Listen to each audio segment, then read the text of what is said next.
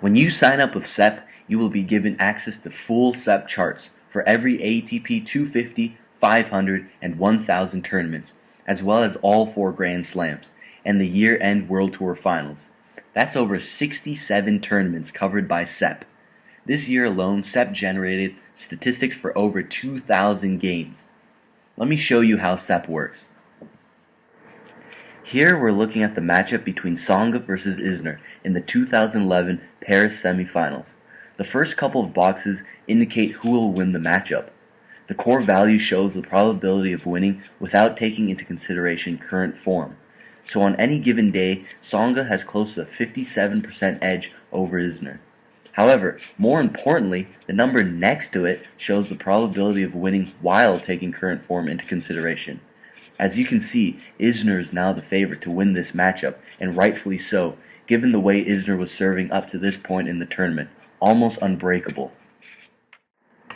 These numbers do not tell the whole story though, and this is where CEP is different than most tennis betting systems, because it also calculates set betting, more specifically first set winner, second set winner, and a few other scenarios. Staying with the current matchup between Tsonga and Isner, we see that Tsonga had a slight edge in winning the first set, 11.37 to 10.01. These numbers are very close though, in which case may be too risky to bet the first set winner. However, if Isner was getting over 2-to-1 value on winning the first set, then perhaps this was the value bet to make. Isner ended up winning the first set 6-3. With the first set in the bag, now we can look at the two values under the first set winner, W1 and L1. Tsonga ended up losing the first set, so we would look at L1 for him, and we would look at W1 for Isner. The values here show that Tsonga, who at 9.71 versus Isner at 1.97, has a huge chance of evening this match. If you were a CEP member, you would have been aware to back Tsonga to win the second set, and you would have gotten good value on it. Tsonga ended up winning the second set in a tiebreak 7-1. Now, with the sets all tied up, we would look at the next two values under L1. For Tsonga, we would use L1W2, indicating that he lost the first set but won the second, and we would use W1L2 for Isner.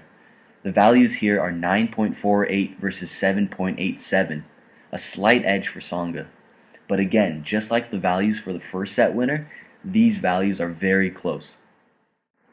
However, if you look down at the very last box, decisive set, this value indicates the probability of winning if it goes to a decisive set tiebreaker. The values here, 3 to 0.62, are in heavy favor of Tsonga winning a decisive set tiebreaker. These values, in addition to the W1L2 versus L1W2 values, both point to Tsonga taking this match. In this case, back Tsonga to win the match would be the ideal thing to do. Tsonga ended up winning the third set in a tiebreaker, 7-3. Let's pretend that the match didn't turn out the way that it did, and that Tsonga won the first set instead. In this case, Isner was the favorite to win the second set, 8.89 versus 7.13. So what does this mean? It means that the probability of this matchup going over 2 sets was very high, each player taking 1 set apiece.